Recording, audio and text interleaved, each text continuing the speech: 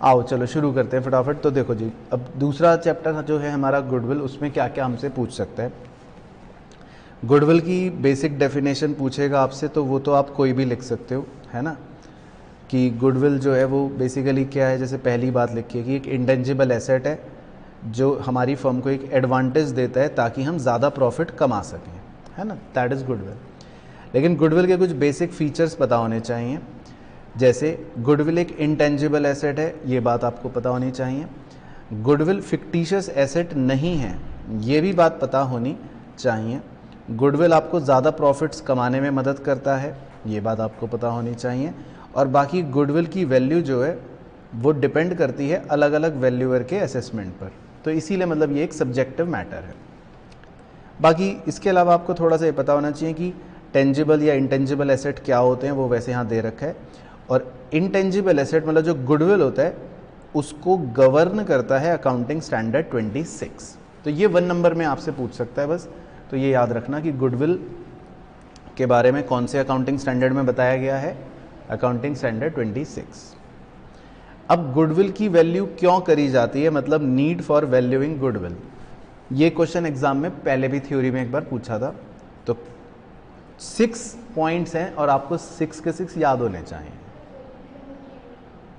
Theory आएगी बहुत सारे नंबर की, अब पढ़ लो। तो गुडविल की वैल्यू निकालने के लिए क्यों निकालना ज़रूरी है, नीड फॉर वैल्यूइंग गुडविल। तो देखो, अगर हमारा प्रॉफिट शेयरिंग रेशियो बदलता है तब, या नया पार्टनर एडमिट होता है तब, या अगर पार्टनर हमें छोड़ के चला जाता है तब। ये तो आप अपने 12th में पढ़ते हो चैप्टर। इसके अलावा अगर आप अपनी पार्टनरशिप फर्म को बेच दोगे, या 2 या 2 से ज़्यादा फर्म्स मिलकर अमेलगमेट हो जाती हैं, अमेलगमेट का मतलब होता है मिल जाती हैं, हाँ एक हो जाती हैं, और अगर आपकी फर्म कन्वर्ट हो जाती है कंपनी में तब। तो ये 3 बातें और भी याद रखनी है जिस वजह से हम गुडविल की वैल्यू निकालते हैं। बाकी फिर थ्योरी में पूछ सकते हैं कि कौन से फैक्टर्स गुडविल की वैल्यू को अफेक्ट करेंगे, तो वो आप एक बार रीड कर लेना। जैसे एफिशिएंट मैनेजमेंट, जिस कंपनी का मैनेजमेंट अच्छा होगा उसकी गुडविल ज़्यादा होगी। लोकेशन अच्छी होगी, गुडविल ज़्यादा होगी। जिसे आसानी से कॉन्ट्रैक्ट्स अच्छे मिल जाएंगे उसकी गुडविल ज़्यादा होगी। बहुत सारे इसके पॉइंट्स हैं। पेटेंट्स का एडवांटेज, कई बार किसी कंपनी को पेटेंट मिल जाता है तो ऐसे में उस कंपनी को गुडविल अच्छी मिल जाती है। जिस कंपनी का प्रोडक्ट अच्छी क्वालिटी का होगा उसकी गुडविल अच्छी होगी। तो मतलब ये इस तरह के छोटे मोटे पॉइंट्स हैं, आप एक बार बस रीड कर लेना। बाकी फिर थ्योरी में आपसे ये पूछ लेता है कि गुडविल कितने टाइप्स की होती है, तो गुडविल 2 टाइप्स की होती है। एक होती है परचेज्ड गुडविल और एक होती है self generated goodwill. Purchased goodwill जो होती है हम सिर्फ इसी को अपनी बुक्स में क्या करते हैं, रिकॉर्ड करते हैं। इस बात का आपको ध्यान रखना है। और ये बात कौन कहता है, AS 26। सेल्फ जनरेटेड गुडविल जो होती है दूसरी वाली, इसे हम अपनी बुक्स में रिकॉर्ड नहीं करते, नॉट रिकॉर्डेड इन बुक्स, ठीक है ना। बाकी खैर चैप्टर के हिसाब से अगर बताऊं तो चैप्टर में आपसे एक 3 से 4 नंबर का क्वेश्चन पूछेगा, अगर पूछेगा तो वो ये पूछता है कि गुडविल मतलब निकालनी होगी। तो आपका जो पहला मेथड है वो है सिंपल एवरेज प्रॉफिट मेथड। तो सिंपल एवरेज प्रॉफिट मेथड से आपका फॉर्मूला है average profit into number of year purchase. Number of year purchase का क्या मतलब है बताओ,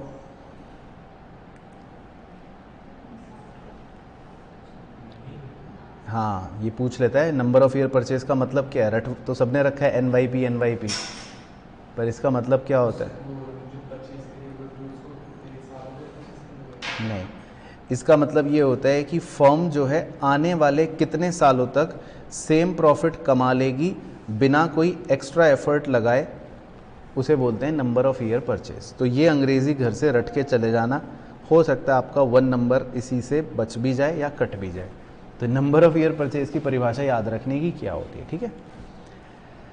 बाकी सबसे इंपॉर्टेंट चीज़ है सिंपल एवरेज प्रॉफिट मेथड में ये कि आप एवरेज प्रॉफिट निकालने के लिए जो प्रॉफिट्स होते हैं उन्हें कैसे मतलब कैलकुलेट करोगे, वो आपको याद मतलब रटना इंपॉर्टेंट है। अब तो समझने के तो दिन गए। तो वो ये कि आपको कोई गिवन प्रॉफिट दिया होगा, है ना, उसमें कुछ मिलावटें होंगी, तो कुछ चीज़ें आपको ऐड बैक करनी पड़ती हैं उस प्रॉफिट में। जैसे क्या क्या ऐड बैक करना पड़ेगा, कोई भी एबनॉर्मल लॉस हुआ, या कोई सेल करी फिक्स्ड एसेट की वो लॉस हुआ, या आपने ओपनिंग स्टॉक को ओवर वैल्यू कर रखा है, या आपने क्लोजिंग स्टॉक को अंडर वैल्यू कर रखा है, या कोई नॉन रिकरिंग एक्सपेंस जो फ्यूचर में नहीं होगा, और सबसे इम्पॉर्टेंट चीज़, अगर कोई कैपिटल एक्सपेंडिचर को आपने रेवेन्यू एक्सपेंडिचर समझ रखा है तो ये सारी वो गलतियां हैं जो ऐड बैक होंगी। इसी तरह आप डिडक्ट क्या करोगे उस प्रॉफिट में से, अगर आपका कोई एबनॉर्मल गेन हुआ, या आपने कोई क्लोजिंग स्टॉक को ओवर वैल्यू कर रखा है, या ओपनिंग स्टॉक को अंडर वैल्यू कर रखा है, या कोई नॉन रिकरिंग इनकम हो गई जो फ्यूचर में नहीं होगी, या नॉन ट्रेड इन्वेस्टमेंट से कोई इनकम हो गई, या सबसे इम्पॉर्टेंट चीज़ कोई भी फ्यूचर एक्सपेंस जो आपका क्वेश्चन में देगा, जैसे सब होता है इंश्योरेंस प्रीमियम, तो उसको भी हम डिडक्ट कर देंगे। तो इस तरह की मतलब कुछ बातों को आपको याद रखना है। तो फिर हमारा फाइनली क्या आ जाता है, फ्यूचर मेंटेनेबल प्रॉफिट, या जिसको हम कह सकते हैं सही प्रॉफिट। तो हम जब एवरेज प्रॉफिट निकालेंगे तो इस प्रॉफिट का यूज़ करेंगे, ठीक है ना। वो हम अभी एक क्वेश्चन में देख भी लेते हैं, एक छोटा सा क्वेश्चन है वो देखते हैं। तो इसमें लिखा है, Simran purchased Anita's business on 1 April, it agree to value goodwill at 3 years purchase, ठीक है। तो 3 ईयर्स की परचेज है of the average profit of last 4 years, the profit of Anita's business for the last 4 years were, ये आपको दे रखे हैं, ये उसके बाद following further facts are identified. अब देखो क्या क्या फैक्ट्स हैं। During the year 31 March 2019 asset was sold at A profit of 10,000। तो आप इसका क्या करोगे, 2019 के प्रॉफिट में ये एबनॉर्मल गेन है तो क्या करोगे, माइनस करोगे, एबनॉर्मल गेन है ना। फिर 2020 machine was destroyed in accident and 30,000 was return of as loss in P&L account. 2020 के प्रॉफिट में आपकी मशीन डिस्ट्रॉय हो गई थी, आग लग गई थी, एक्सीडेंट हो गया था, तो ये नुकसान हो गया, तो इसको क्या कर दोगे, ऐड बैक कर दोगे, है ना, एबनॉर्मल लॉस है। फिर during 2021 firm's asset were not insured due to oversight, मतलब कि आप गलती से भूल गए और इंश्योर नहीं कर पाए आप एसेट, इंश्योरेंस प्रीमियम बीइंग 10,000। तो 2021 के प्रॉफिट में आप इंश्योरेंस प्रीमियम जो है वो आप लिखना भूल गए, पे नहीं कर पाए, तो क्या करोगे, माइनस कर दोगे। तो फिर वो कह रहा है कैलकुलेट वैल्यू ऑफ गुडविल। तो मतलब आपको सही प्रॉफिट सब लेने होंगे और फिर आप गुडविल की वैल्यू निकाल लोगे, ठीक है ना। तो देखो उन्होंने भी यही कर रखा है, 90 - 10, 160 + 30, 180 - 10, और बाकी जो प्रॉफिट है वो आ गया। फिर सही प्रॉफिट्स को जोड़ेंगे तो आ गया 660, 660 डिवाइडेड बाय 4 कर देंगे तो एवरेज प्रॉफिट आ गया 165, और 165 × 3 कर देंगे तो गुडविल आ गई 495, ठीक है, सिंपल। इसी तरह एक और है छोटा सा, ये आप करना, अब इसमें थोड़े से आपको कलम चलानी है। तो इसमें लिखा है, Om Shanti Namo are partner sharing profits and losses equally, they agree to admit Dev for equal share, for this purpose goodwill is to be valued at 4 years purchase of the average profit of last 5 years. तो इसमें 4 years की purchase है, 5 साल का आपको profit का average लेना है, तो उसने आपको 5 साल के प्रॉफिट्स दे रखे हैं। 31 मार्च ईयर एंडेड 2018 30, फिर 1970, फिर 1 लाख, फिर 140, फिर 31 मार्च 2022, ब्रैकेट में दे रखा है 120, तो इसका मतलब ये क्या है, लॉस। अब उसने लिखा on 1 April 2021 5 cycles costing 20,000 were purchased. तो आपने साइकिल्स खरीदी थी 20,000 रुपए की, ठीक है ना। तो एक तरह से ये क्या है, ये एक कैपिटल एक्सपेंडिचर है, राइट, एसेट है, वर रॉन्गली डेबिटेड, लेकिन आपने इसको गलती से डेबिट कर दिया टू ट्रेवलिंग एक्सपेंस। इसका मतलब आपने इसको क्या ट्रीट कर लिया, सही, तो आपने इसको गलती से रेवेन्यू एक्सपेंस ट्रीट कर लिया। The depreciation on the cycles were to be charge at 25% per annum, इस पर डेप्रीसिएशन लगना है 25% पर एनम का, कैलकुलेट गुडविल। चलो तो पहले आप करो, तो 30, 70, 1 लाख, 140, और ये है लॉस 120।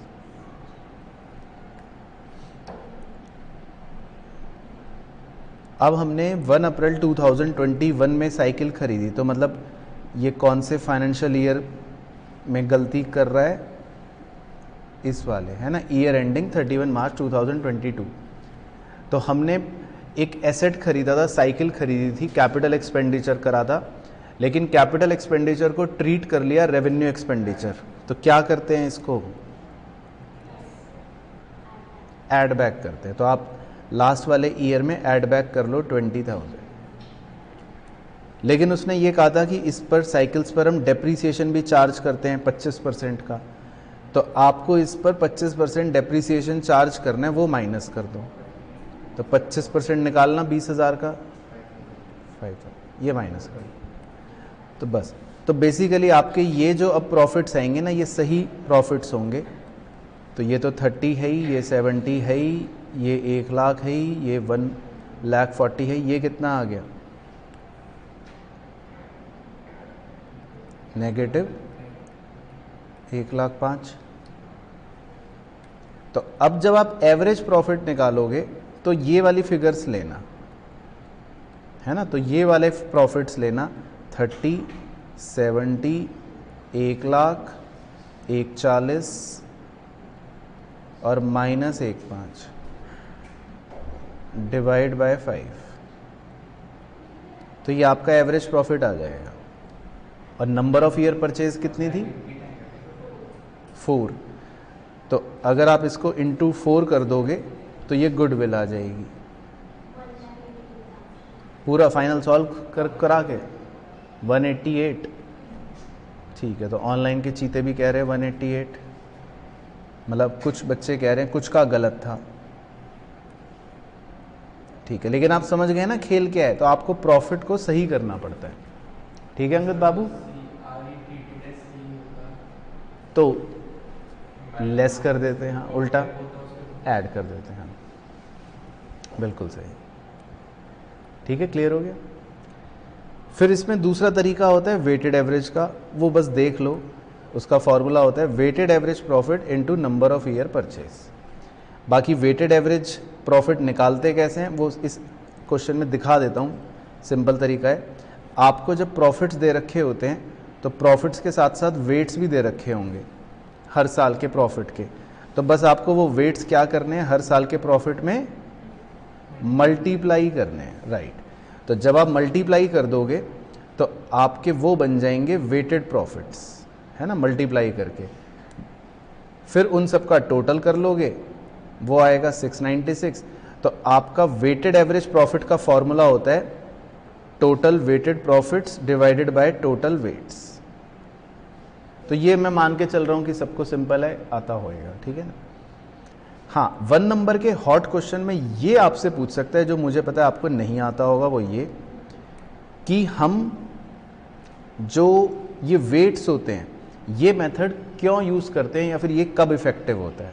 तो ये ध्यान रखना, ये मेथड तब इफेक्टिव होता है जब हमारे प्रॉफिट्स में कोई ट्रेंड हो। ट्रेंड का मतलब या तो अपवर्ड ट्रेंड बढ़ता हुआ या घटता हुआ। मतलब अगर साल दर साल प्रॉफिट बढ़ रहे हैं या साल दर साल प्रॉफिट घट रहे हैं तो ये प्रॉफिट का मेथड मस्त होगा, इफेक्टिव होएगा। ठीक है, ये याद रखना है, छोटा सा 1 नंबरी पॉइंट बन गया। फिर इसके बाद है जी अगला मेथड जिसमें आप चैंप हैं, उसका नाम है सुपर प्रॉफिट मेथड। तो सुपर प्रॉफिट आपको पता ही है किसे कहते हैं। सुपर प्रॉफिट कहते हैं जब हमारा एवरेज प्रॉफिट नॉर्मल प्रॉफिट से ज़्यादा होता है, तो उसे कहते हैं सुपर प्रॉफिट। तो इसके स्टेप्स हैं, बस वो याद रखना है। पहला स्टेप क्या है, आपको क्या कैलकुलेट करना है, कैपिटल एम्प्लॉयड। क्या कैलकुलेट करना है जी, कैपिटल एम्प्लॉयड। कैपिटल एम्प्लॉयड के 2 फॉर्मूले हैं, दोनों घर से रट के जाना। पहला फॉर्मूला है जी कैपिटल प्लस रिजर्व, ये तो दोनों चीज़ें ऐड होंगी। और अगर कोई एग्जिस्टिंग गुडविल है बुक्स में तो माइनस, कोई कूड़ा मतलब फिक्टिशियस एसेट है तो माइनस, कोई नॉन ट्रेड इन्वेस्टमेंट है तो माइनस। दूसरा फॉर्मूला है सारे एसेट्स जोड़ लो, ऑल एसेट्स, और माइनस कर दो उनमें से लाइबिलिटियां। लेकिन साथ ही साथ माइनस और भी क्या करेंगे, एग्जिस्टिंग गुडविल अगर है तो माइनस, नॉन ट्रेड इन्वेस्टमेंट है तो माइनस, और फिक्टिशियस एसेट अगर है तो वो भी माइनस। तो दोनों में से किसी भी फॉर्मूले से आप निकालोगे तो कैपिटल एम्प्लॉयड आ जाएगा। बाकी गुडविल का फॉर्मूला आपको पता ही है, सिंपल है, super profit into number of year purchase. और अगर क्वेश्चन में कुछ नहीं बोला, unless investments are specified to be trade, they are taken as non trade investment. तो अगर क्वेश्चन में खाली इन्वेस्टमेंट दे रखा है तो आप उसे क्या मानोगे? Non trade investment. अब नॉन ट्रेड इन्वेस्टमेंट सर होती क्या है वो भी बता दो ज़रा हमें, लगे हाथ। नॉन ट्रेड इन्वेस्टमेंट वो होती हैं जो आप अपना सरप्लस पैसा कहीं ऐसी जगह इन्वेस्ट करते हो जो आपके अपने बिजनेस के पर्पस के लिए बेसिकली नहीं है। तो जैसे मान लो हमारा ज्वेलरी का बिजनेस है और आपने अपने पैसे कहीं इन्वेस्ट कर दिए किसी ऐसी कंपनी में जो मान लो आइसक्रीम का काम कर रही है, तो वो मतलब हमारे लिए नॉन ट्रेड इन्वेस्टमेंट है एक तरह से, ठीक है ना। अच्छा जी, उसके बाद जी एक सुपर प्रॉफिट मेथड का क्वेश्चन है, सिर्फ दिखाने के लिए दिखा रहा हूँ कि उसमें भी आपको प्रॉफिट अगर दिए होंगे तो उन प्रॉफिट में हो सकता है आपको फिर से वही मिलावटें दे दे। जैसे इसमें लिखा है एबनॉर्मल गेन, तो आप क्या करोगे? इसको लेस कर दोगे। और दूसरे साल प्रॉफिट में दे रखा है इंक्लूडिंग एबनॉर्मल लॉस, तो इसको क्या करोगे? ऐड बैक कर दोगे। तो मतलब वो सेम ही कहानी है कि आपको प्रॉफिट्स में एडजस्टमेंट करनी पड़ेगी पहले और फिर आपको सही एवरेज प्रॉफिट अपना निकालना पड़ेगा। उसके बाद नॉर्मल प्रॉफिट निकालने का फॉर्मूला वो एक बार बोल दो अपने मुंह से, क्या होता है? Capital employed into normal rate of return upon 100। और सुपर प्रॉफिट का फॉर्मूला क्या होता है?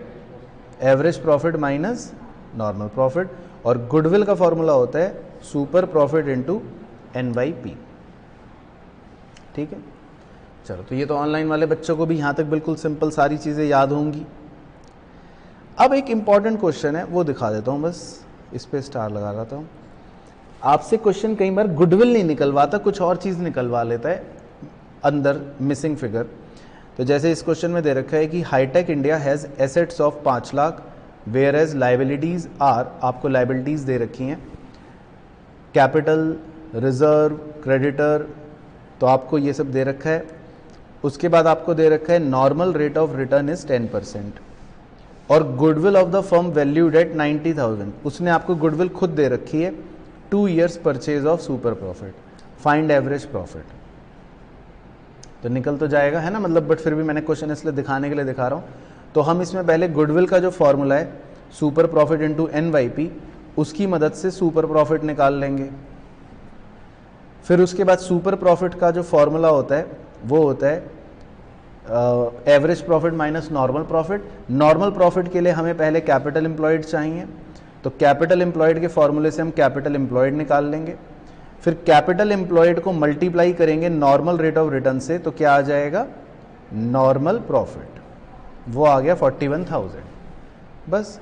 तो फिर हमें सुपर प्रॉफिट का फॉर्मूला पता ही है, average profit minus normal profit, उसमें हम वैल्यूज पुट करेंगे तो हमारी मिसिंग एवरेज प्रॉफिट आ जाएगी। मतलब इस तरह का क्वेश्चन आपको एग्जाम में पूछ सकता है। तो क्लियर है स्टेप, सिंपल।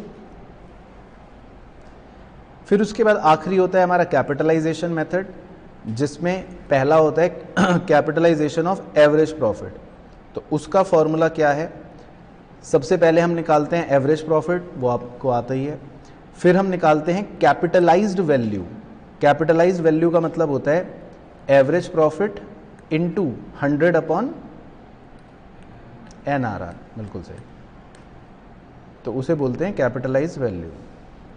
फिर उसके बाद हम स्टेप 3 में निकालते हैं नेट एसेट्स। नेट एसेट्स का फॉर्मूला क्या होता है? Just like capital employed, same formula होता है।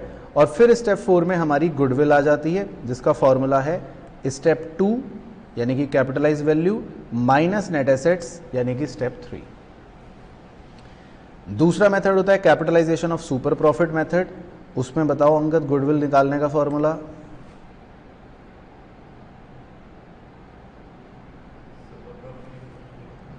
हाँ, उसका फॉर्मूला है अंगद भाई सुपर प्रॉफिट, जो आपने अभी पहले सीखा, इनटू 100 अपॉन NRR। तो कैपिटलाइजेशन मेथड में ध्यान रखना, इसकी ट्रिक ये होती है कि कैपिटलाइजेशन मेथड ऐसे होते हैं जिसमें हमारा नंबर ऑफ ईयर परचेज का कोई यूज नहीं होता। तो इसमें नंबर ऑफ ईयर परचेज का कोई भी यूज नहीं होगा, ये इसकी इनडायरेक्ट मतलब पहचान भी है कैपिटलाइजेशन मेथड। चलो एक छोटा सा क्वेश्चन है तो जल्दी से करके दिखाओ, आंसर बताना। ऑनलाइन वाले बच्चों आप भी बताओ। Business has earn average profit of 1 lakh during the last few years. Normal rate of return is 10%. Find out the goodwill by capitalisation of super profit method. पहले मेथड से ही निकाल दो। Assets of the business were 10 lakh and external liabilities 1,80,000 है ना। Exam का question है तो इस तरह का आ सकता है, बस थोड़ा सा आइडिया होना चाहिए। चलो तो फर्स्ट से ही करना था, बाकी आप बाद में चाहे रिवाइज कर लेना, ये क्वेश्चन इंपॉर्टेंट है हल्का सा।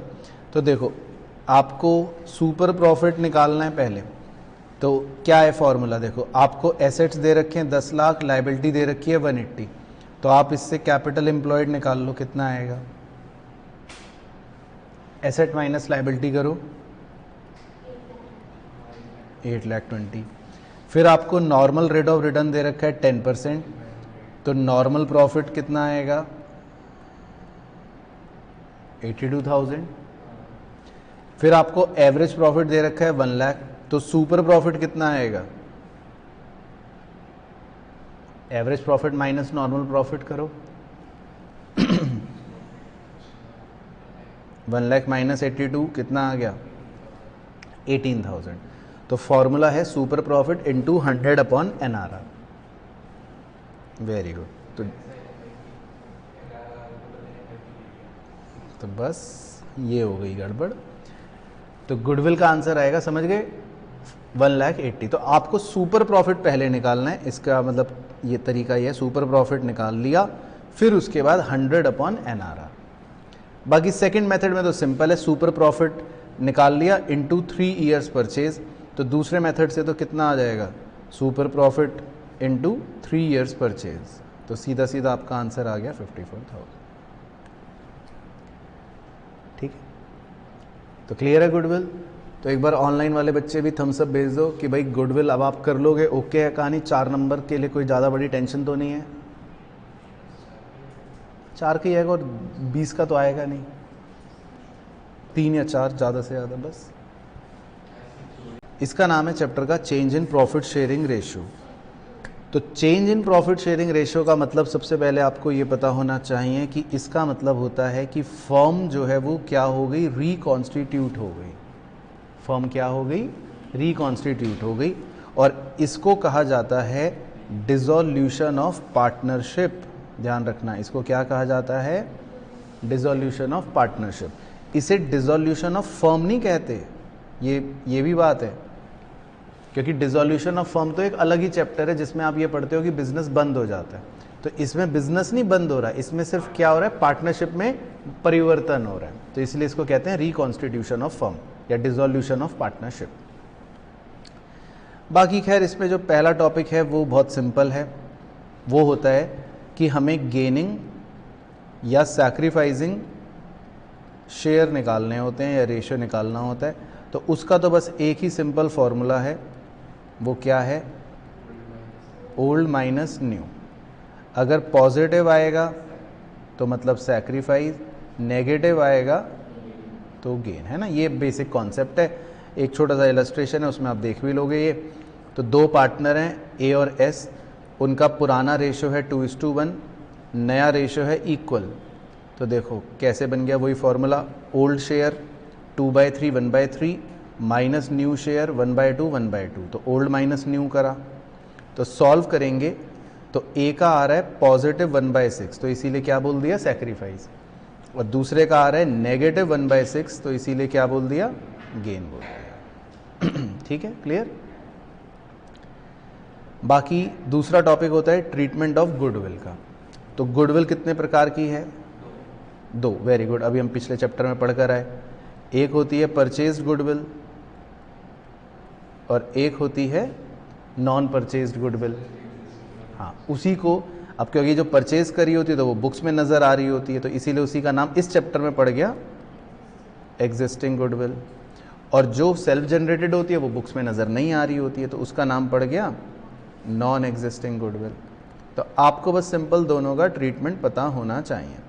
तो अगर कभी भी एग्जिस्टिंग गुडविल होगी जो बैलेंस शीट में नज़र आ रही है, तो उसकी एंट्री क्या,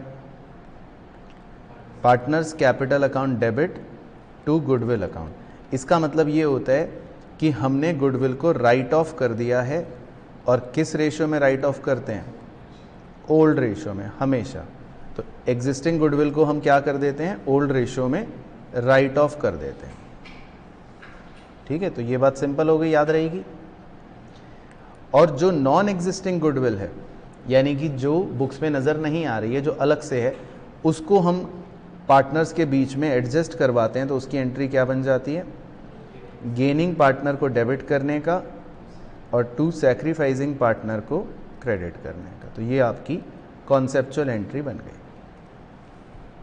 और इसका अमाउंट निकालने का क्या फॉर्मूला है? जो भी गुडविल होगी उसको मल्टीप्लाई करना है, हाँ, गेनिंग या सैक्रिफाइसिंग शेयर से। ठीक है, तो ये हो गया जी गुडविल। फिर इसके बाद एक ट्रीटमेंट आता है जो हमें पता होना चाहिए। वो ट्रीटमेंट किसका है? वर्कमैन कॉम्पनसेशन रिजर्व का।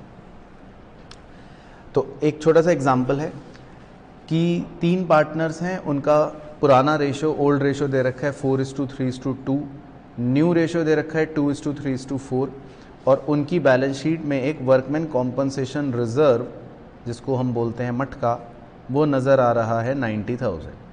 अब देखो क्या क्या केसेस हो सकते हैं, बस आप मुझे ओरली बता देना। पहला केस में लिखा है when there is no information. अगर हमारे पास कोई इन्फॉर्मेशन नहीं है क्लेम की, तो हम क्या करेंगे? हाँ, तो ये पूरा का पूरा WCR हम पार्टनर्स के बीच में बांट देंगे। केस 2, अगर कोई क्लेम नहीं है तो हम क्या करेंगे? तो भी हम पूरा का पूरा WCR पार्टनर के बीच में बांट देंगे। तो मतलब मैं ऐसे ही लिख देता हूँ कि केस 1 और केस 2 के अंदर हम पूरे के पूरे WCR को डिस्ट्रीब्यूट कर देंगे किसके बीच में? पार्टनर्स कैपिटल में। और ये डिस्ट्रीब्यूशन हमेशा किस रेशियो में करना है आपको? ओल्ड रेशियो में। ठीक है ना, किस रेशियो में करना है? Old ratio. केस 3 में when worker claim of compensation is 45,000, अगर वर्कर का क्लेम 45,000 है तो 45,000 तो क्या करेंगे? पहले क्लेम ले लेंगे लायबिलिटी, और जो बचे हुए 45,000 बच गए होंगे वो पार्टनर्स के बीच में डिस्ट्रीब्यूट कर देंगे। तो मतलब आपकी एंट्री कुछ कुछ इस प्रकार से बन जाएगी, राइट। और ये डिस्ट्रीब्यूट जो करोगे कौन से रेशियो में कर दोगे? ओल्ड रेशियो में। केस 4 में अगर कॉम्पनसेशन का क्लेम है 99,000 का, तो क्या होगा? बिल्कुल सही, क्योंकि हमारा 9,000 रुपये एक्स्ट्रा क्लेम आ गया, तो हम उस एक्स्ट्रा 9,000 के क्लेम को रीवैल्यूएशन में डेबिट करेंगे नुकसान की तरह। बिल्कुल सही, वेरी गुड। तो याद है, इसका मतलब आपको सारी कहानियाँ 2WCL। तो और इस बार पार्टनर को क्या हम कुछ डिस्ट्रीब्यूट करेंगे? नहीं करेंगे। और अगर केस 5 कॉम्पनसेशन है 90,000 का ही, तो फिर हम क्या करेंगे? हाँ, तो हमारा जो रिजर्व है 90,000 का, वो पूरा एज इट इज़ यूज़ हो जाएगा किस में? क्लेम में, और पार्टनर्स को देने के लिए कुछ भी नहीं बचेगा। अब केस 4 में ये ध्यान रखना है कि मान लो जो हमने रिवैल्यूएशन डेबिट करा 9,000, तो ये एक तरह से रिवैल्यूएशन का लॉस है। तो आपको इसको फिर क्या करना पड़ेगा? लॉस को, इस रिवैल्यूएशन को, लॉस को पार्टनर्स के बीच में भी बांटना पड़ेगा। मतलब वो एंट्री भी हो सकता है आपको दिखानी पड़े। और इन सारे ही 5 केसेस में एक बात स्टैंडर्ड जो याद रखनी है वो ये कि जो भी वर्कमैन कॉम्पनसेशन क्लेम है या लायबिलिटी, वो क्या है? वो क्या है? नई बैलेंस शीट में लायबिलिटी। कई बार बच्चे ये भूल जाते हैं। तो वर्कर जितना भी क्लेम मांगेगा आपसे किसी भी केस में, उतना क्लेम आपको कहाँ शो करना है? बैलेंस शीट में, लायबिलिटी में। अगर वो बोल दे प्रेजेंटेशन दिखाओ तो चीतापना ना करना, ठीक है? अच्छा, अब इसी तरह दूसरा रिजर्व स्पेशल, उसका नाम है इन्वेस्टमेंट फ्लक्चुएशन रिजर्व। तो इसमें भी सेम कहानी होती है, सेम लाइंस पर। तो मान लेते हैं 3 पार्टनर्स हैं, उनका हमें रेशो दे रखा है 4:3:2, उन्होंने अपना रेशो बदल लिया 2:3:4। अब इसमें हमारे पास देखो एक इन्वेस्टमेंट फ्लक्चुएशन रिजर्व है 18,000 रुपये का, 18,000। और हमारे पास एक इन्वेस्टमेंट है, वो हमेशा कॉस्ट पर ही शो होती है, वो है 2 लाख की। तो अगर केस 1 में लिखा है नो इन्फॉर्मेशन, तो इसमें आप क्या करोगे? तो हम पूरे 18,000 के रिजर्व को पार्टनर्स में डिस्ट्रीब्यूट कर देंगे। अगर केस 2 में लिखा है मार्केट वैल्यू इन्वेस्टमेंट की 2 लाख ही है, इसका मतलब जितनी आपकी कॉस्ट है मार्केट वैल्यू अभी उतनी ही है, तो एक तरह से आपकी मतलब गिरावट जो है वो कुछ भी नहीं हुई। तो इस केस में आप क्या करोगे? डिस्ट्रीब्यूट कर दोगे। तो मतलब जो आपका इन्वेस्टमेंट फ्लक्चुएशन रिजर्व है 18,000 का, वो पूरा का पूरा डिस्ट्रीब्यूट कर दोगे। तो एक बार एंट्री बता सकते हो ऐसी केस 1 और 2 की? IFR डेबिट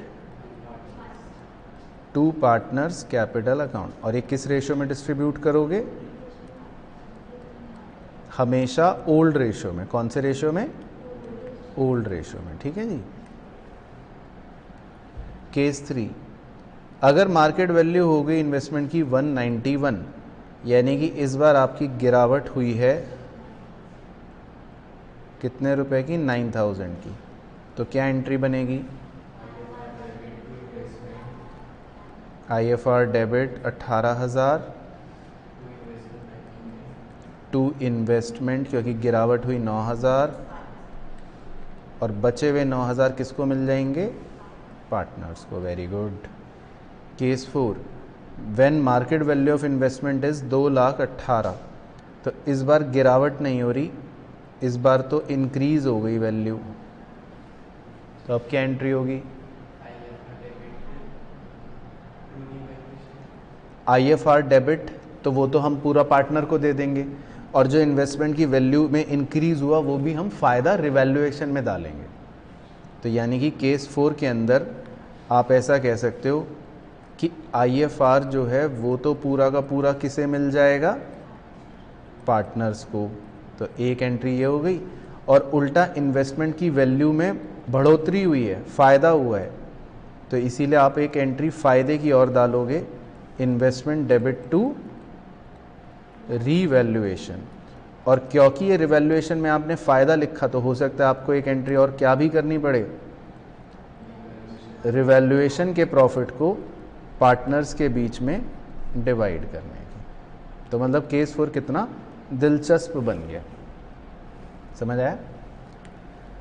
और केस 5, अगर मार्केट वैल्यू इन्वेस्टमेंट की हो जाए 1,73,000, मतलब कि गिरावट कितने रुपए की? 27,000 की। तो क्या होगा? 18,000 इन्वेस्टमेंट फ्लक्चुएशन रिजर्व से और 9,000 रिवैल्यूएशन से। बिल्कुल सही। तो मतलब केस 5 की अगर मुझे एंट्री वैसे लिखनी हो, तो IFR डेबिट 18,000 और 9,000 रुपये जो एक्स्ट्रा नुकसान हुआ वो कहाँ डेबिट कर देंगे? रिवैल्यूएशन में। और 2 इन्वेस्टमेंट कितनी गिरावट हुई? 27,000। और फिर इसमें भी सेम लॉजिक, रिवैल्यूएशन में क्योंकि आपने नुकसान लिखा है तो आपको उसकी एक एंट्री पार्टनर्स कैपिटल वाली करनी पड़ सकती है। तो बट मतलब लॉजिक क्लियर हो गए सारे? चलो उसके बाद जी फ्री रिजर्व। फ्री रिजर्व्स तो आपको पता ही है, जिन्हें हम क्या बोलते हैं? चॉकलेट। जैसे फ्री रिजर्व कौन से होते हैं, कुछ एग्जांपल बोल देता हूँ। Profit and loss account, credit general reserve, contingency reserve. तो अगर क्वेश्चन साइलेंट है या क्वेश्चन कह रहा है कि डिस्ट्रीब्यूट कर दो, तो क्या एंट्री करनी है? और अगर क्वेश्चन कह रहा है कि फ्री रिजर्व को डिस्ट्रीब्यूट मत करो, उसको एज इट इज़ छोड़ दो, तो क्या एंट्री करनी है? आपको ये पता होना चाहिए। तो डिस्ट्रीब्यूट करने की एंट्री क्या? Free reserve debit to partners capital account. और ये किस रेशियो में करना है आपको? ओल्ड रेशियो में। सही। और अगर वो कह रहा है कि डिस्टर्ब नहीं करो, तो क्या एंट्री करनी है? सही। Gaining partner capital account debit to sacrificing partners capital account. ठीक है, सिंपल। फिर इसका उल्टा एक्यूमुलेटेड लॉसेस, एक्यूमुलेटेड लॉसेस के कुछ एग्जांपल्स बता दो। पीएनएल का डेबिट बैलेंस और deferred revenue expenditure, advertisement suspense account, तो ये सारे होते हैं फिक्टिशियस एसेट या एक्यूमुलेटेड लॉसेस। तो अगर वो कह रहा है कि इन्हें राइट ऑफ कर दो या क्वेश्चन साइलेंट है तो क्या एंट्री होगी? ठीक है। और अगर वो कह रहा है कि इन्हें डिस्टर्ब नहीं करना तो क्या एंट्री होगी?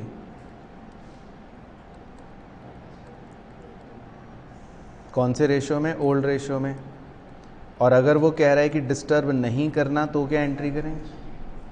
सैक्रिफाइसिंग पार्टनर को डेबिट कर देंगे और गेनिंग पार्टनर को क्रेडिट कर देंगे। ठीक है, तो भाई ये तो छोटे छोटे कॉन्सेप्ट सबको याद ही हैं। तो यहां तक याद आ गया? ओके, बिल्कुल। तो ऑनलाइन वाले बच्चे भी बता दो भाई, यहां तक बिल्कुल सिंपल बातें हैं, आपको याद आ गई। फिर इस प्रश्न पे तब तक सॉल्व करके अपने हुनर का प्रदर्शन भी दिखाओ जल्दी से। अच्छा क्वेश्चन है रिवीजन के लिए। चलो तो बताओ, नेसेसरी एंट्री उपासना दीदी क्या क्या करी या क्या क्या होंगी? नहीं, मर्ज नहीं करनी, फिर तो ज़्यादा ही चीतापन आना, फिर तो बच्चे का मैं एक ही कर रहा हूँ। तो देखो भाई, एक है जनरल रिजर्व फ्री रिजर्व, एक है पीएनएल फ्री रिजर्व। इनका क्या करा? डिस्ट्रीब्यूट कर दिया। फिर एक है डब्ल्यूसीआर, इसका क्या करा? डिस्ट्रीब्यूट कर दिया। एक है एडवर्टाइजमेंट सस्पेंस, इसका क्या करा? राइट ऑफ कर दिया। और ये सब कौन से रेशो में करे? ओल्ड रेशो में। वेरी गुड, तो बिल्कुल सही। तो तीन चीज़ें जो आपने डिस्ट्रीब्यूट कर दी तो वो भी ओल्ड रेशो में देखो, और फिर एडवर्टाइजमेंट सस्पेंस को राइट ऑफ कर दिया तो वो भी ओल्ड रेशो में। सिंपल। अलग भी कर सकते हो, एक साथ भी कर सकते हो, क्योंकि अल्टीमेटली ये हम डिस्ट्रीब्यूट कर रहे हैं और ये हम राइट ऑफ कर रहे हैं। हाँ, इन दोनों को मत मर्ज कर देना, कई बार बच्चा कहता है चलो इन्हें भी मर्ज कर लें। ठीक है, बट समझ आ गई ना, सिंपल बातें हैं। तो चलो अब एक देखो एग्जाम का क्वेश्चन, ये इंपॉर्टेंट है फॉर एग्जाम, इस तरह की वैरायटी। तो अब ये आप को करना है, पढ़ मैं देता हूँ। इसमें कह रहा है Karim Salim Rahim are sharing profits and losses in the ratio 5:3:2। तो ये है जी old ratio. They decided to share future profits in the ratio 2:3:5। ये है नया ratio. They also decided to record the effect of the following without affecting book values by passing an adjustment entry। ठीक है, तो इसमें मतलब आपको अब ये डिस्ट्रीब्यूट नहीं करना, ये रिजर्व डिस्ट्रीब्यूट नहीं करना, ये रिजर्व डिस्ट्रीब्यूट नहीं करना, ये डिस्ट्रीब्यूट नहीं करना, ये राइट ऑफ नहीं करना। तो मतलब आपको अब डिस्ट्रीब्यूट नहीं करना है, आपको क्या करनी है? एडजस्टमेंट एंट्री करनी है। ठीक है, तो पहले आप करो, 2 मिनट आपके पास है। ऑनलाइन वाले सारे चीज़ें करो भाई, ट्राई करो, भेजो अपना आंसर की क्या एंट्री बनेगी फाइनल 2 मिनट के अंदर, जल्दी से, बिना किताब से देखे। ठीक है, तो नेट इफेक्ट निकाल लिया, वेरी गुड। तो क्या नेट इफेक्ट आ रहा था पार्टनर का? अच्छा 150। तो ये तीनों प्लस करे होंगे और ये चॉकलेट में से ये माइनस करा होगा, तो कितना आ रहा है नेट इफेक्ट? 1,50,000। ठीक है, तो देखो इसके स्टेप्स याद रखने हैं। जो रिज़र्व वाली चीज़ें हैं ये सब आपको प्लस करनी है, और जो एडवर्टाइजमेंट सस्पेंस है ये आपको माइनस करना है। तो इनका नेट अमाउंट आएगा 1,50,000। ठीक है, अब क्योंकि ये पॉजिटिव आ रहा है तो आपकी एडजस्टमेंट एंट्री क्या बनेगी? Gaining to sacrificing. अगर ये नेगेटिव आता तो क्या बनती? Sacrificing to gaining. तो अब कौन गेन कर रहा है और कौन सैक्रिफाइस? ठीक है, करीम सैक्रिफाइस कर रहा है 3/10 और रहीम गेन कर रहा है 3/10। तो अब आपकी एंट्री जो बनी होगी फाइनल, वो क्या बन जाएगी? रहीम डेबिट टू करीम।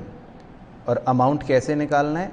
ये सैक्रिफाइसिंग शेयर जो है इसको मल्टीप्लाई कर दो और इसका जो गेनिंग शेयर है वो इससे मल्टीप्लाई कर दो 1,50,000 से, तो कितना आ जाएगा 45,000। Very good. तो समझ गए स्टेप्स, ठीक है। तो ये 3 नंबर का आपका एग्जाम का क्वेश्चन बनेगा। सही। उसके बाद है जी टॉपिक रिवैल्यूएशन अकाउंट। ये तो बच्चा गली मोहल्ले में माथे पर टैटू बना के घूम रहा है, तो इसका तो मतलब कुछ बताने की ज़रूरत नहीं है, बट फिर भी एक बार देख लो। तो इसमें डेबिट साइड पर हमको क्या लिखना होता है, नुकसान, और क्रेडिट साइड पर हमको क्या लिखना होता है, फ़ायदा। नुकसान कब कब होगा फर्म के हिसाब से वो थोड़ा सोच लेते हैं। अगर एसेट की वैल्यू कम हो गई तो नुकसान, लायबिलिटी की वैल्यू बढ़ गई तो नुकसान, कोई नई लायबिलिटी आ गई तो नुकसान, किसी पार्टनर को आप सैलरी अगर दे रहे हो रिवैल्यूएशन का काम करने के लिए तो नुकसान, और अगर आप खुद कोई खर्चा पे कर रहे हो तो नुकसान। फ़ायदा कब कब होगा, एसेट की वैल्यू इंक्रीज़ हो गई तो फ़ायदा, लायबिलिटी की वैल्यू डिक्रीज़ हो गई तो फ़ायदा, कोई नया एसेट हमें मिल गया तो फ़ायदा। बस। तो डेबिट में बैलेंस बचेगा तो क्या हो गया, प्रॉफिट। क्रेडिट में बैलेंस बच गया तो क्या हो गया, लॉस। ठीक है, सिंपल। आइए इसका एक प्रश्न देखते हैं। अब इसमें क्वेश्चन कह रहा है कि ABC हैं 3 पार्टनर्स जिनका हमें पुराना रेशियो दे रखा है 5:3:2 और नया रेशियो दे दिया है 2:3:5। तो कुछ एसेट्स एंड लायबिलिटीज़ हैं जिनकी वैल्यू में परिवर्तन हुए हैं। तो अब आप रिवैल्यूएशन प्रॉफिट या लॉस तो निकाल सकते हो, लेकिन आपको वो प्रॉफिट या लॉस पार्टनर्स के बीच में डिस्ट्रीब्यूट नहीं करना है ना, क्योंकि वो ये कह रहा है they decided to record the effect of the following revaluations without affecting book values. इसका मतलब ये होता है कि आपको ना सिंपल एडजस्टमेंट एंट्री पास करनी पड़ेगी पार्टनर्स की आपस में, लेकिन आपको प्रॉफिट या लॉस को डिस्ट्रीब्यूट नहीं करना होगा। तो ये एक बार बता दो कि अगर प्रॉफिट आएगा रिवैल्यूएशन का तो क्या एंट्री होती है, गेनिंग टू सैक्रिफाइसिंग, और अगर रिवैल्यूएशन का लॉस आएगा तो क्या एंट्री होती है, सैक्रिफाइसिंग टू गेन है। तो अब एक बार आप करो। तो पहले तो रिवैल्यूएशन का कितना प्रॉफिट आया, 30 आया। तो इसका मतलब हमारी रिवैल्यूएशन की एंट्री क्या होगी, गेनिंग टू सैक्रिफाइसिंग। तो गेन कौन कर रहा है, C, और सैक्रिफाइस कौन कर रहा है, A, यही है। तो एंट्री क्या बनेगी, C डेबिट टू A। तो 9,000 आ जाएगा। तो 10 कैसे आया अंगद बाबू, 9 ही आएगा ना। ये सैक्रिफाइसिंग शेयर मल्टीप्लाई करना है ना आपको इससे प्रॉफिट से, और ऐसी गेनिंग शेयर मल्टीप्लाई करना है। तो gaining partner debit to sacrificing partner. मतलब कॉन्सेप्ट समझ आया, फंडा समझ आया, उसमें कोई डाउट दिक्कत तो नहीं है। और अगर यही रिवैल्यूएशन में लॉस आता तो क्या करते, सैक्रिफाइसिंग टू गेनिंग। ठीक। अब देखो इसमें बड़े क्वेश्चंस भी पूछ सकता है, उसमें कोई ऐसा नहीं है, मनाही है ना, या बड़े के कॉन्सेप्ट को छोटे में पूछ सकता है। तो हमें लेकिन स्टेप्स तो पता होने चाहिए, तो इसीलिए मैंने ये क्वेश्चन भी डाल रखा है कि अब देखो हमको अगर मान लेते हैं क्वेश्चन है PQRS, जिसमें इनका एक पुराना प्रॉफिट शेयरिंग रेशियो दे रखा है, एक बैलेंस शीट दे रखी है, और फिर लिखा है कि पार्टनर्स ने अपना रेशियो बदल लिया, नया रेशियो इक्वल हो गया। फिर उसके लिए उन्होंने हमें एक गुडविल दे रखी है। एक बार ऐसी बता दो, अब ये गुडविल दे रखी है तो इसकी क्या एंट्री होगी, हाँ वेरी गुड, इसकी एंट्री होगी गेनिंग टू सैक्रिफाइसिंग। अगर गुडविल बैलेंस शीट में होती तो हम क्या करते, पार्टनर्स कैपिटल में राइट ऑफ करते। तो ये इतना ध्यान रखना है। अब फर्स्ट पॉइंट में लिखा है workman compensation claim is estimated at 2 lakh. तो देखो आपको अभी सिखा दिया था एक कॉन्सेप्ट। तो WCR हमें कितना दे रखा है, 170 का, लेकिन WCL जो क्लेम है वो कितना है, 2 लाख। तो इसकी एंट्री क्या होगी बता सकते हो, एंट्री WCL है ना, अभी करा था ना हमने ऊपर। तो इसकी एंट्री होगी WCR डेबिट, क्योंकि हमारे पास 1,70,000 का WCR है, 30,000 का एक्स्ट्रा जो नुकसान हुआ तो revaluation debit to WCL 2 lakh. ठीक है ना। बाकी लेकिन मेरा मेन मुद्दा है डिस्कशन का, वो सेकंड पॉइंट से वो कह रहा है capitals of partner were to be adjusted according to the new profit sharing ratio by bringing in और paying cash as the case में बी। तो आप ये सोच के इस क्वेश्चन को मत छोड़ देना कि ये तो बड़ा है ये नहीं आएगा, ध्यान से सुन लेना मेरी बात, है ना। ये आप ना मत डिसाइड करके चौधरी बन के जाना कि मैं ये छोड़ रहा हूँ ये नहीं आएगा। वो इस चीज़ को छोटा करके खाली इसी पॉइंट पर एक क्वेश्चन बनाकर आपको 3 नंबर का दे सकते हैं, बहुत चालू हैं वो, ठीक है ना। तो हमको इस पॉइंट पर फोकस करना है, मुझे रिवैल्यूएशन पे फोकस नहीं करना, वो आप बना लोगे, ये आप बना लोगे, बैलेंस शीट मान लो आएगी नहीं, छोड़ो, लेकिन हमें उस पॉइंट पे फोकस करना है। मतलब इस चैप्टर में मान लो नहीं आई, आ गई तो बन जाएगी, लेकिन हमें किस पॉइंट पे फोकस करना है कि आप ये पॉइंट कैसे ट्रीट करोगे, ठीक है। तो अब देखो ध्यान से सुनना, आप पहले नॉर्मल अपना रिवैल्यूएशन अकाउंट बनाओगे, वो तो मैं मान लेता हूँ कि बन गया, ठीक है, उसमें आपका लॉस आ गया। अब जब आप कैपिटल अकाउंट बनाओगे तो वो ध्यान से देख लो कि मतलब क्या प्रोसेस है। सबसे पहले आप क्रेडिट साइड से शुरू करोगे, बाय बैलेंस BD लिखोगे, वो लिख लोगे। फिर जो हम गुडविल की एंट्री करेंगे, वो गुडविल की एंट्री की पोस्टिंग आ जाएगी भाई, जैसे मान लो Q क्रेडिट हो गया, S क्रेडिट हो गया, है ना, P डेबिट हो गया, R डेबिट हो गया, तो वो गुडविल की एंट्री की पोस्टिंग आ गई। फिर जो रिवैल्यूएशन का लॉस निकला वो आपका डेबिट साइड पर आ गया, देखो रिवैल्यूएशन का लॉस PQRS में वो एंट्री हो जाएगी। यहाँ तक हो गई एंट्री। अब आप बड़े ध्यान से देखना, अब हमें ये वाले फिगर्स यानी कि टू बैलेंस CD, ये फिगर्स निकालने पड़ेंगे खुद वर्किंग नोट में, ये फिगर्स निकालने पड़ेंगे। अब ये फिगर्स कैसे निकलेंगे वर्किंग नोट में?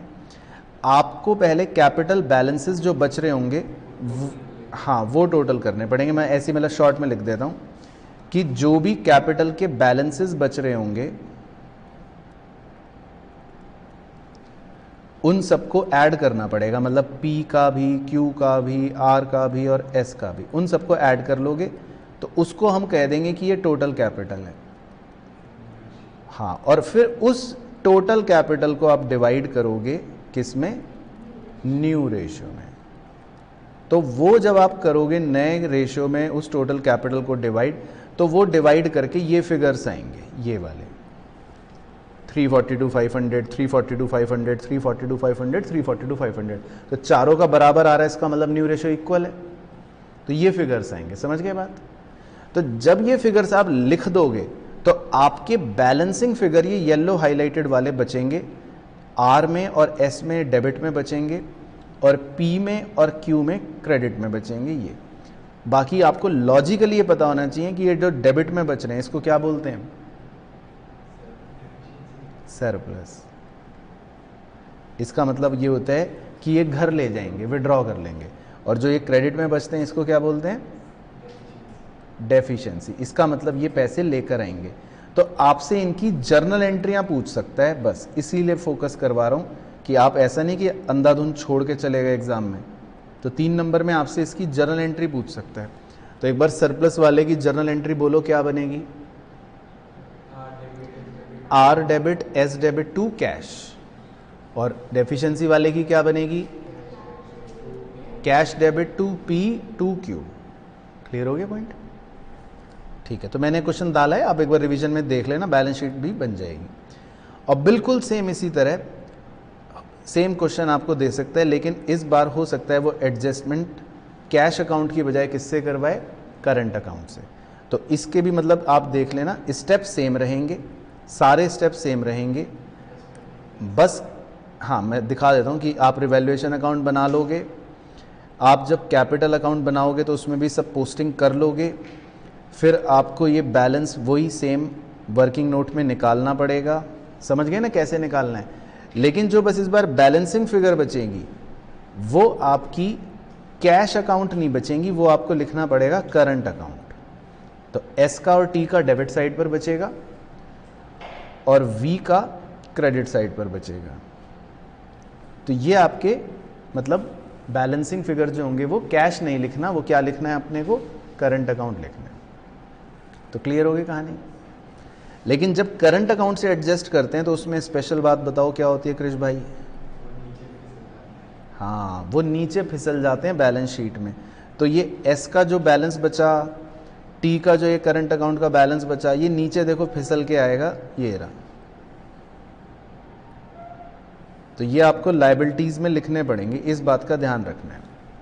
और इसी तरह जैसे ये वी का करंट अकाउंट का बैलेंस बचा, तो ये भी नीचे फिसल जाएगा, तो ये भी आपका बैलेंस शीट में एसेट साइड पर नजर आएगा, ठीक है ना। तो ये मैंने इसलिए 2 क्वेश्चन डाले हैं आपके रेफरेंस के लिए। तो समझ आ गई स्टोरी। आइए तो अब हम शुरू करेंगे बच्चों हमारे गुडविल और चेंज इन पीएसआर की वर्कशीट। तो मेरे साथ साथ बिल्कुल ध्यान से आप भी रजिस्टर में सॉल्व करते रहना। तो सबसे पहले हम शुरू करेंगे अपने क्वेश्चन नंबर 1 से। बेसिकली ये एक केस बेस्ड क्वेश्चन है जिसमें पहले 2 क्वेश्चन इस कहानी पर बेस्ड है। A and B and C are partners sharing profits equally, ठीक है। They decided that in the future C will get 1/5 share in the profits on the day of change, the following is their balance sheet. तो पहले A B C equal partners हुआ करते थे, फिर इन्होंने decide करा कि फ्यूचर में हम सी को 1/5 शेयर ही देंगे। तो इसका मतलब बचा हुआ 4/5 जो है वो ए और बी ने आपस में बराबर बराबर रख लिया होगा। तो इसका मतलब आप ये भी कह सकते हो कि एक तरह से अब ए बी और सी का जो नया रेशियो है वो 2:2:1 हो गया होगा, क्योंकि तभी तो सी को फिर अब 1/5 शेयर देने की बात हो रही है, पहले बराबर के थे। उनकी बैलेंस शीट हमें दे रखी है, एक बार बैलेंस शीट देख लेते हैं। बैलेंस शीट में क्रेडिटर है, कैपिटल्स हैं तीनों के, cash, debtor, stock, machinery, building, एक सिंपल बैलेंस शीट है। ऑन दिस डेट फिर वो कह रहा है building has been valued at 9,000। तो जी बिल्डिंग बैलेंस शीट में वैसे 6,000 की है, लेकिन नीचे कह रहा है 9,000 की हो जाए। तो इसका मतलब बिल्डिंग में हमारा 3,000 का फायदा हो गया। Stock to be reduced by 300, कह रहे हैं स्टॉक की वैल्यू को 300 रुपए कम कर दो तो हमारा नुकसान हो गया। Provision for doubtful debts is to be reduced by 900, कह रहा है प्रोविजन फॉर डाउटफुल डेट्स को भी 900 रुपए कम कर दो, तो ये हमारा फायदा हो गया क्योंकि लायबिलिटी कम हो गई। तो सबसे पहले क्वेश्चन नंबर 1 में कह रहा है what was the profit on revaluation account. जल्दी से 2 मिनट है, बल्कि 2 मिनट भी नहीं 2 सेकंड है आपके पास, आंसर बताइए। सही जी, बिल्कुल बिल्कुल सही बचाया बच्चों ने, 3600, क्योंकि 3,000 का फायदा था, 900 का फायदा था और 300 का नुकसान था, है ना। तो प्रॉफिट हो गया 3600। और दूसरा पूछ रहा है what was the profit amount transferred to C's account, कह रहे हैं सी के अकाउंट में आप कितना प्रॉफिट ट्रांसफर करोगे। बड़ा अच्छा क्वेश्चन है बच्चों ये। अब देखो, जब रिवैल्यूएशन का प्रॉफिट होता है तो उसको हम ओल्ड रेशियो में ही बांटते हैं, इस बात का ध्यान रहे। तो हमारा जो रिवैल्यूएशन का गेन हुआ 3600 अभी ऊपर, तो वो एबीसी में बराबर बटेगा। तो सी का रेशियो यानी कि ओल्ड रेशियो के हिसाब से 1/3 शेयर ही बनेगा। तो सी का जो सही आंसर आएगा इसमें वो आएगा 1200 रुपए। तो ये हो गया हमारा क्वेश्चन 1 और क्वेश्चन 2। इसके बाद एमसीक्यूज देखते हैं और क्या क्या है। Question number 3, purchased goodwill arises eight the time of. तो बच्चों गुडविल 2 प्रकार की होती है, एक होती है परचेज्ड गुडविल, एक होती है सेल्फ जनरेटेड गुडविल। तो परचेज्ड गुडविल वो होती है जो हम कंपनी जब कोई खरीदते हैं उस समय पैसे देकर उसकी गुडविल को खरीद लेते हैं, वो हो गई परचेज्ड। लेकिन सेल्फ जनरेटेड गुडविल वो होती है जो अपने आप किसी भी कंपनी की गुडविल बन जाती है over a period of time. तो कह रहे परचेज्ड गुडविल कब अराइज होगी। Very simple answer. तो ए, परचेज ऑफ बिजनेस, जब हम कोई बिजनेस को परचेज करेंगे, बिल्कुल सही। इसके बाद है question number 4, which of the following factor decreases the value of goodwill. हमने आज शुरू में कॉन्सेप्चुअल रिवीजन करा था कि बहुत से फैक्टर्स होते हैं जो गुडविल को प्रभावित करते हैं। तो कह रहा है कौन से फैक्टर से गुडविल कम होगी। Continuously incurring losses, customer satisfaction, favourable contract या फेवरेबल लोकेशन। तो very simple answer, continuous losses होने से किसी भी बिजनेस की इमेज पर धब्बा ही लगेगा, यानी कि उसकी गुडविल जो है वो खराब ही होगी। इसके बाद क्वेश्चन नंबर 5, क्वेश्चन नंबर 5 कह रहा है average profit of a business over the last 5 years was 60,000, ठीक है। The normal commercial yield on capital invested in such business is 10% per annum, ठीक है। The net capital invested in the business is 5 lakh, यानी कि एक तरह से capital employed. The amount of goodwill if it is based on 3 years purchase of the last 5 years super profit will be. तो कह रहे हैं गुडविल कितनी होगी अगर आप 3 years परचेज लेना चाहते हो और पिछले 5 साल के सुपर प्रॉफिट्स के हिसाब से मतलब उसको गुडविल को निकालना चाहते हैं। तो आइए जी फटाफट सॉल्व कर लें। तो एवरेज प्रॉफिट हमको दे रखा है 60,000 और कैपिटल एम्प्लॉयड है 5 लाख और नॉर्मल रेट ऑफ रिटर्न है 10%। तो अगर आप 10% अप्लाई करोगे कैपिटल एम्प्लॉयड पे तो आपका नॉर्मल प्रॉफिट आ जाएगा 50,000। फिर आप सुपर प्रॉफिट निकाल सकते हो। सुपर प्रॉफिट होता है normal profit minus average profit minus normal profit, यानी कि सुपर प्रॉफिट हो गया 10,000। तो गुडविल हो गई super profit into 3, number of year purchase 3। तो आपका गुडविल का सही आंसर आ गया 30,000। इसके बाद नेक्स्ट है क्वेश्चन नंबर 6 देखते हैं। Formula for capitalisation of average profit is, तो ये भी हमने रिवाइज करा था। एवरेज प्रॉफिट के कैपिटलाइजेशन का फॉर्मूला क्या होता है? बहुत ही सिंपल आंसर है, सबको पता है, average profit into 100 upon NRR। तो option number C is the correct answer. इसके बाद question number 7, which of the following is not a method of valuing goodwill. कह रहे हैं इनमें से कौन सा एक तरीका नहीं है गुडविल को वैल्यू करने का। तो भाई कौन कौन से हमने पढ़ रखे हैं? एवरेज प्रॉफिट पढ़ रखा है, सुपर प्रॉफिट पढ़ रखा है, कैपिटलाइजेशन पढ़ रखा है, बस ये ए पता नहीं कौन सा है, ये हमने नहीं पढ़ रखा। तो ये हो गया हमारा आंसर। उसके बाद question number 8, according to AS 26 which goodwill is recorded in the books. तो बच्चों दो तरह की गुडविल होती है, जैसा मैंने बताया था, एक परचेज गुडविल और एक सेल्फ जनरेटेड गुडविल। तो हमारे अकाउंटिंग स्टैंडर्ड 26 के नियमों के तहत हम कभी भी सेल्फ जनरेटेड गुडविल को रिकॉर्ड नहीं कर सकते अपनी बुक्स में, क्योंकि उसकी वैल्यू इनका पता लगाना बड़ा मुश्किल होता है। तो हम कौन सी गुडविल को ही अपनी बुक्स में रिकॉर्ड करते हैं? परचेज गुडविल को, क्योंकि उसकी वैल्यू हमें डायरेक्टली इजीली मिल जाती है। चलो क्वेश्चन नंबर 9 में आपसे सॉल्व करवाऊंगा, तो हो जाओ तैयार। A firm earned a net profit during the last 3 years is ये। The capital investment of the firm is 1,20,000, यानी कि ये कैपिटल एम्प्लॉयड है। A fair rate of capital return on capital having regard to the risk involve is 10%, normal rate of return है 10%। Calculate the value of goodwill on the basis of 3 years purchase of the super profit of the last 3 years। चलो बताओ ये फटाफट। तो average profit आपका आ गया होगा 36 + 40 + 44, यानी 40,000। नॉर्मल प्रॉफिट आपका आ गया होगा 12,000। तो आपका सुपर प्रॉफिट आ गया 28,000। और सुपर प्रॉफिट इंटू 3 years की परचेज कर दोगे तो आपका कितना आंसर आ रहा है, जो मुझे लग रहा है सही, 84,000। तो गुडविल का सही आंसर आ जाएगा 84,000, है ना। तो super profit into number of year purchase.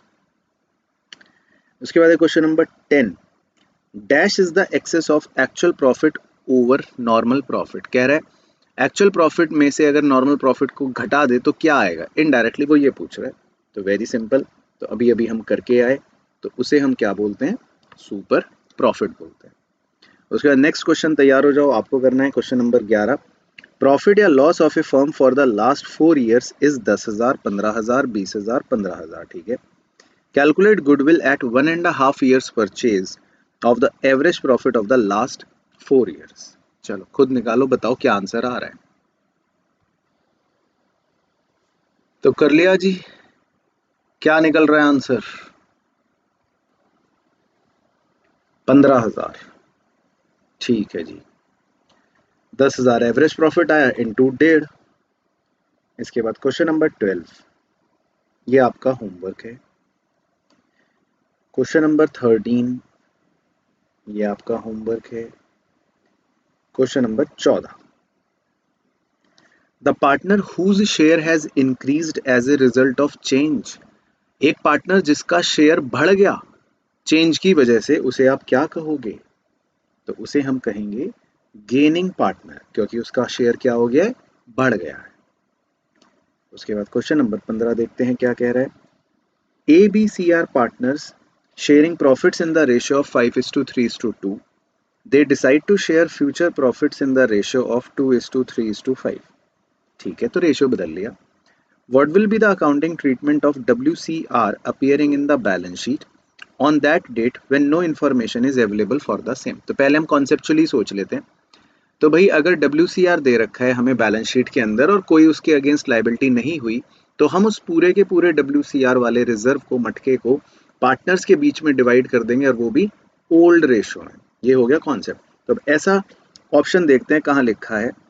तो ऐसा ऑप्शन मुझे दिख गया जी, ये लिखा है ऑप्शन नंबर बी में, distributed among the partners in their old profit sharing ratio.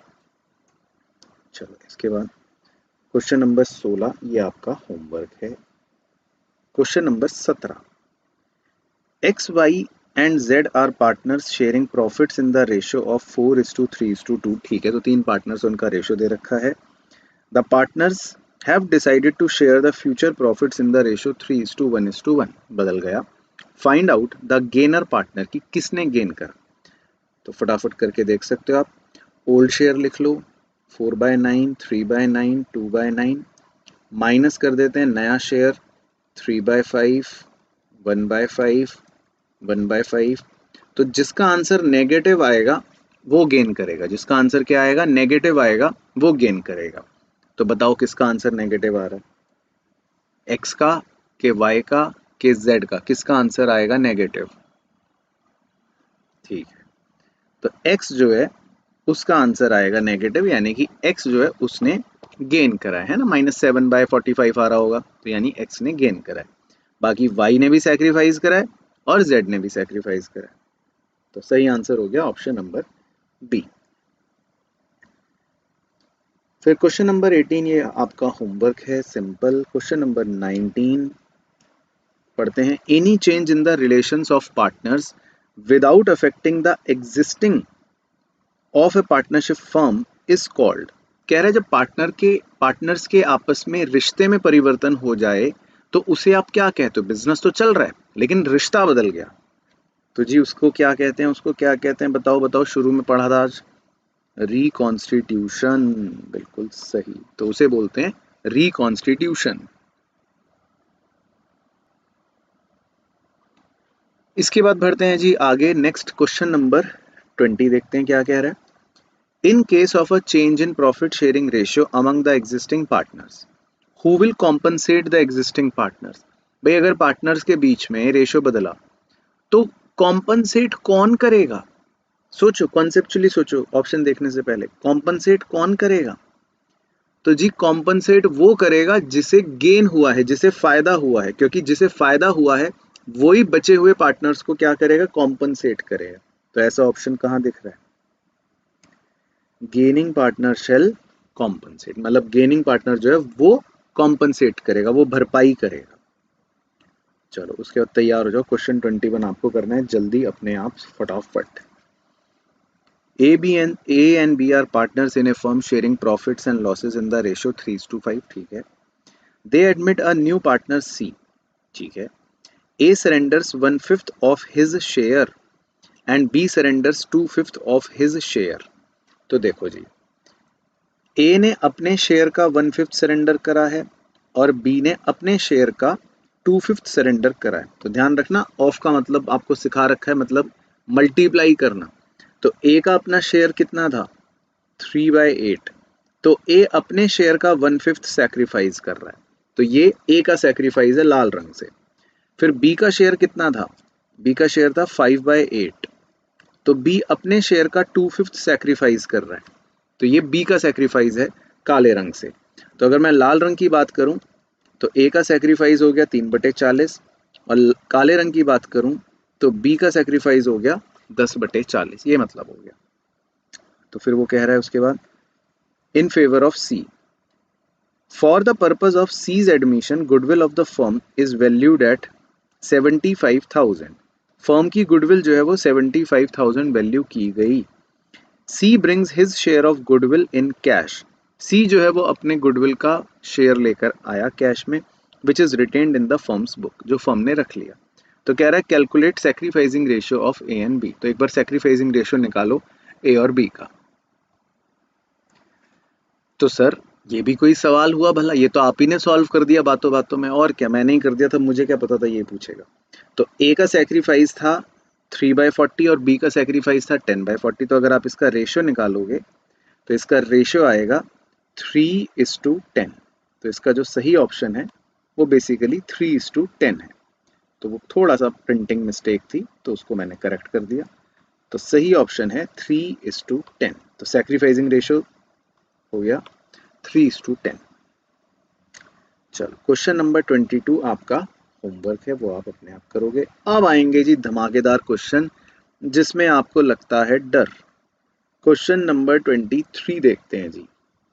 तो कहानी याद है ना, इसमें क्या होती थी, एक असर्शन होएगा, फिर उसका एक रीज़न होगा। रीज़न को आप बिकॉज लगा के पढ़ना कि भाई ये उसका रीज़न बिकॉज की तरह दे रहा है। अगर लगता है दोनों चीज़ें ठीक हैं, एप्ट हैं बिल्कुल, तो ए। लगता है कि एप्ट नहीं है तो बी। अगर लगता है कि रीज़न का तो स्टेटमेंट ही बिल्कुल फॉल्स है तो सी। और अगर असर्शन ही फॉल्स लगे तो डी। तो अब सोच समझदारी से मुझे जवाब देते रहना। असर्शन कह रहा है goodwill is considered as an intangible asset but not a fictitious asset. चलो ठीक है, तो ये बात तो उसने सही कही है बिल्कुल यहाँ तक। तो रीजन पढ़ लेते हैं। Because goodwill can neither be seen and touched nor it can be purchased or sold with any other asset। तो ये जो इसने आगे बात लिख दी कि nor it can be purchased और सोल्ड, तो ये बात मेरे को तो डाइजेस्ट नहीं हो रही, मुझे तो अजीब सा लग रहा है पढ़ते हुए। क्योंकि गुडविल कह रहा है खरीदी बेची नहीं जा सकती, तो ये बात तो सरासर गलत है। क्योंकि गुडविल तो खरीदी बेची जाती है, और इनफैक्ट हम तो परचेज गुडविल को रिकॉर्ड करते भी इसीलिए क्योंकि वो खरीदी बेची गई है। तो असर्शन तो ट्रू हो गया, लेकिन इसका रीजन जो है स्टेटमेंट वो ही फॉल्स हो गया। तो सही ऑप्शन आ गया ऑप्शन सी। चलो क्वेश्चन नंबर 24 कह रहा है self generated goodwill is internally generated और हार्ड अर्न्ड गुडविल। ठीक है, यहां तक तो बिल्कुल सही बात कह रहा है। अब रीजन पढ़ लेते हैं। Because it arises due to the continued hard work of the organization, its better quality of product etc। कह रहा है क्योंकि ये ऑर्गेनाइजेशन की अपनी लगातार मेहनत का नतीजा है या उसकी क्वालिटी प्रोडक्ट का नतीजा है।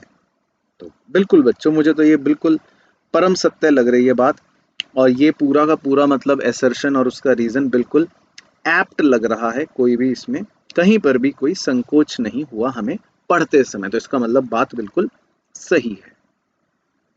चलो क्वेश्चन नंबर 25 देखते हैं, आइए। एसर्शन कह रहा है the factors which affect profit also affect goodwill. ठीक है, बिल्कुल सही बात है। प्रॉफिट ज़्यादा होंगे तो गुडविल भी अच्छी होती है, नहीं होंगे तो गुडविल भी अच्छी नहीं होगी। ठीक है, ये तो बात ठीक है। बिकॉज लगा के पढ़ें। Because profits are directly related to goodwill. कह रहा है क्योंकि प्रॉफिट्स जो है वो डायरेक्टली गुडविल से रिलेटेड होते हैं, संबंधित होते हैं। तो बिल्कुल सही लग रहा है बच्चों, कहीं कोई संकोच नहीं हो रहा पढ़ते समय मन में, मतलब बात बिल्कुल सही लग रही है। तो इसका भी ऑप्शन नंबर ए जो है वो बेस्ट ऑप्शन है। चलो 26 आपका होमवर्क है। उसके बाद 27, आइए देखते हैं दोबारा बच्चे क्या बताएंगे। Assertion a change in profit sharing ratio amounts to dissolution of partnership firm. अच्छा, ये तो बात ही बच्चों गले के नीचे ही नहीं उतर रही। कह रहा है प्रॉफिट शेयरिंग रेशियो बदल जाने से फर्म का डिसोल्यूशन हो जाता है। ऐसा थोड़ी ना होता है, प्रॉफिट शेयरिंग रेशियो बदल जाने से डिसोल्यूशन नहीं होता है, रिकॉन्स्टिट्यूशन होता है। तो ये बात तो उसने यहीं पे फॉल्स दे दी, और जैसी असर्शन फॉल्स हो तो अपने को तो टेंशन ही वहीं खत्म, क्योंकि ऑप्शन डी जो है वो लगा के हम आ जाएंगे। क्योंकि असर्शन ही फॉल्स होने का मतलब है ऑप्शन डी ही ऑप्शन बच रहा है, तो बस फिर तो अब आगे कुछ पढ़ने की टेंशन ही नहीं। चलो मजे आ गए।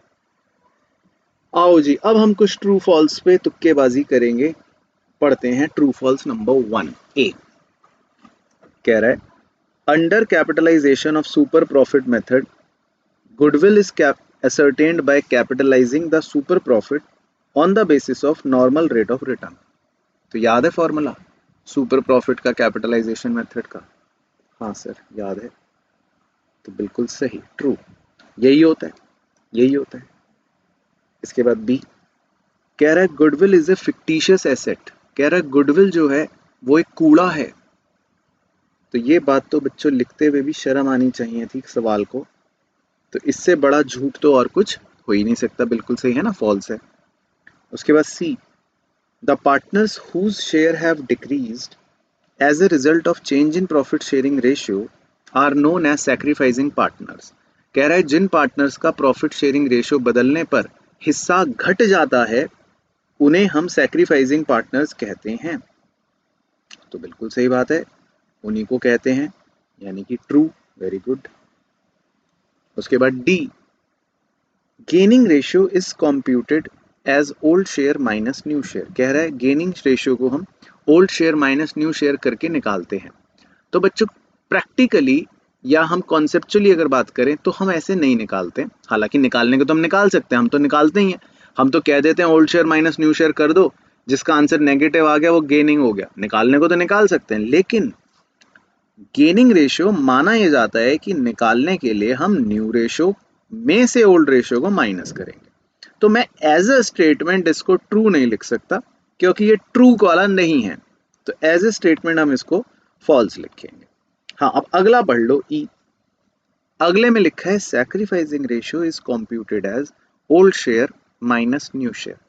हाँ, ये सही है क्योंकि कॉन्सेप्चुअली तो old share minus new share जो हम करते हैं वो हमारा सैक्रिफाइसिंग रेशियो होता है। तो ये इसका सही आंसर है।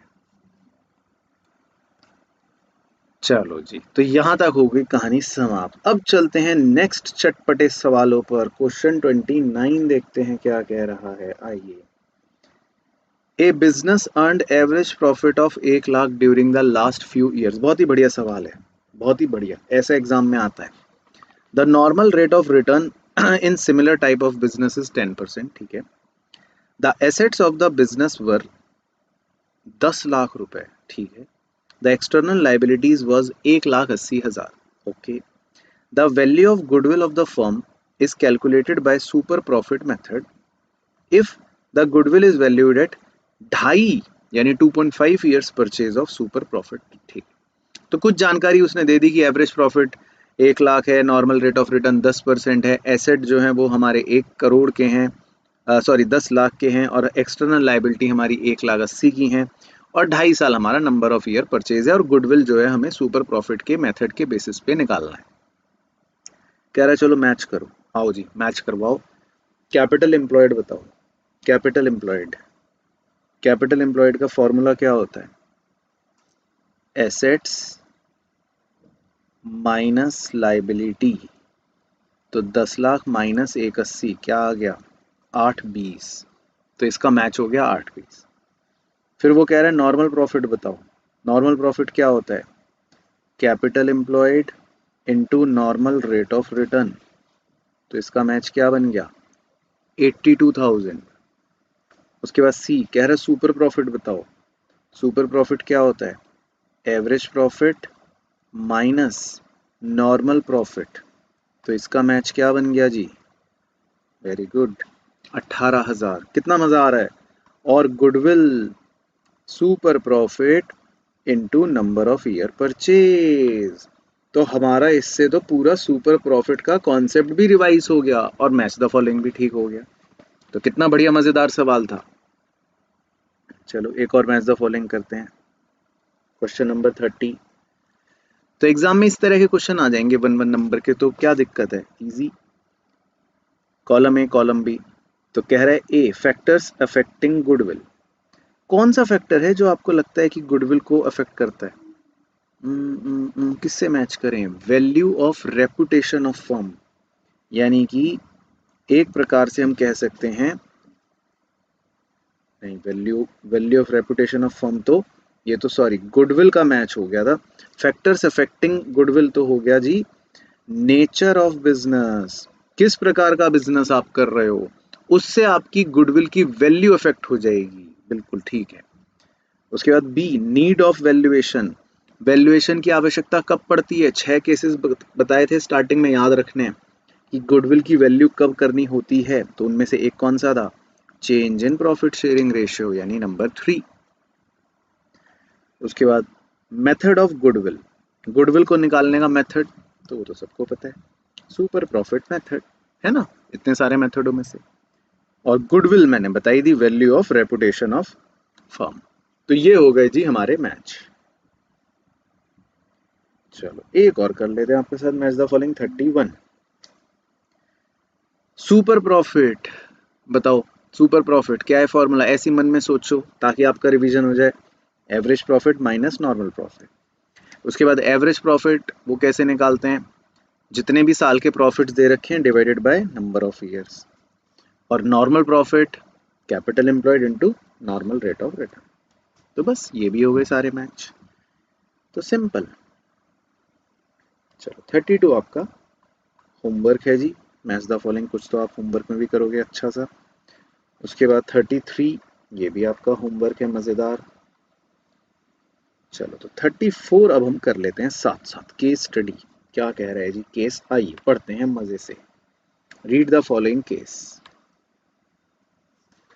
तो ध्यान से पढ़ना, फिर ये आपसे करना है आपको। Richa, Megha and Samiksha are partners sharing profits and losses equally, ठीक है। From 1 April they decide to share profits in the ratio of 2:1:1। तो पहले इक्वल था 1:1:1, अब बदल गया, अब हो गया 2:1:1। Richa's share has been increased because she introduced additional capital of 1.5 lakh. Richa का शेयर इसलिए बढ़ा है क्योंकि वो एडिशनल कैपिटल और लेकर आ गई 1.5 लाख की। At the time of reconstitution the following assets and liabilities are revalued. तो हमने कुछ रीवैल्यूएशन करे। फ्री होल्ड प्रीमाइसेस की वैल्यू 7.5 से बढ़कर 8 हो गई, तो 50,000 का फायदा। स्टॉक की वैल्यू 2.25 से घटकर 2 हो गई, तो 25,000 का नुकसान। डेटर्स की वैल्यू 75 से घटकर 72,500 हो गई, तो 2500 का नुकसान। फर्नीचर की वैल्यू लाख रुपए से घटकर 90,000 हो गई, तो 10,000 का नुकसान। क्रेडिटर्स की वैल्यू 30,000 से घटकर 25,000 हो गई, तो 5,000 का फायदा। तो अगर मैं नेट नेट बात करूं तो फायदा है 50,000 और 5,000, यानी 55,000 तो फायदा हुआ। और अगर नुकसान की बात करूं तो ये बीच के तीनों जोड़ लो, तो नुकसान हो गया 35 और 25 और 10 35, 35 और 2500 37,500। तो इसका मतलब हमारा नेट नेट जो आएगा वो तो गेन निकलेगा, फाइनल आंसर जो निकलेगा वो गेन निकलेगा, क्योंकि 55,000 फायदा है और 37,500 का हमारा नुकसान है। तो कितना आएगा बताओ सर, हमें क्या पता, 17,500। तो इसका मतलब हमारा रिवैल्यूएशन का गेन जो आएगा वो आएगा 17,500। हालांकि पता नहीं वो पूछ रहा है नहीं पूछ रहा। तो पहले पार्ट में तो वो पूछ रहा है विच of the partners made the gain. बताओ गेन किसने कराया जी, तो कर लेते हैं फटाफट, old share minus new share करके। तो ओल्ड शेयर तो इक्वल था 1/3 1/3 1/3, नया शेयर हो गया था 2:1:1। तो बताओ क्या आएगा, तो इसका आएगा 12, 4 माइनस 6 माइनस 2। तो इसने गेन करा है, इसने सेक्रीफाइस करा है, इसने भी सेक्रीफाइस करा है, तो बस रिचा ने गेन करा है। तो कौन पार्टनर ने गेन करा जी, क्या आंसर हो जाएगा, रिचा ए। चलो सेकंड का आप बताओगे अब। हाँ सर सेकंड का हम बताएंगे। तो सेकंड में क्या कह रहा है, कह रहा है what is the net effect of revaluation. क्या सर, ये तो आपने ही बता दिया था, हम तो अब चेप लेंगे आपका। तो नेट इफेक्ट पूछ रहा है रिवैल्यूएशन का, वो तो वहां पे चमक ही रहा है, हमने निकाल ही लिया था। तो हमारा नेट इफेक्ट कितना आ रहा था रिवैल्यूएशन का, 17,500 का प्रॉफिट आ रहा था। बस तो ठीक है, तो हो गए अभी 2 नंबर पक्के एग्जाम में। तो अगर ऐसा क्वेश्चन आएगा तो हम कर लेंगे। चलो इसके बाद है जी क्वेश्चन 35, ये आपका मैं होमवर्क दे देता हूँ। और फिर लास्ट क्वेश्चन नंबर 36, फिर फिनिश कहानी। आहा मजे आ गए सर। चलो तो पढ़ लेते हैं 36 में क्या कह रहा है। A B and C are partner sharing profits equally, ठीक है। They decided that in the future C will get 1/5 share in the profits on the day of change the following is their balance sheet। तो उनकी एक balance sheet हमको दे रखी है। तो ये क्वेश्चन तो हमने सेम बच्चों पहले ही डिस्कस कर रखा है, तो हमने प्रॉफिट का रेशियो और सी का रेशियो यानी प्रॉफिट में शेयर ये निकाल लिया था। तो बेसिकली इस क्वेश्चन में हम लिख सकते हैं, ये क्वेश्चन नंबर जो हमारा 1 था शुरुआत में वो ही है सेम, तो हमने कर रखा है, तो चलो कोई दिक्कत नहीं है। तो उल्टा आपके मजे आ गए, यानी कि एक क्वेश्चन तो आपको कराया ही मिल गया। तो ये थी बच्चों हमारी देखो पूरी वर्कशीट, जिसमें हमने देख लिया गुडविल और जिसमें हमने देख लिए change in profit sharing ratio के कुछ MCQ बेस्ड क्वेश्चन, और मेन जो स्टार्टिंग में हमने पूरा कॉन्सेप्ट क्विकली रिवाइज करा था वो इम्पॉर्टेंट था। तो आई होप बच्चों आपको पूरा अच्छे से आज का समझ आया होगा, सारा कॉन्सेप्ट क्रिस्प वे में आपको रिवाइज हो गया होगा, समरी आपको याद हो गई होगी, और इन क्वेश्चंस की प्रैक्टिस से आपको आइडिया लग गया होगा कि कैसे एग्जाम्स में क्वेश्चन हमसे और पूछ सकता है। बाकी आप अपनी रेगुलर पढ़ाई करते रहना, रेगुलर रिविजन्स करते रहना। मैं आपसे मिलता हूँ अब नेक्स्ट वीडियो के अंदर। Till then take care, good bye.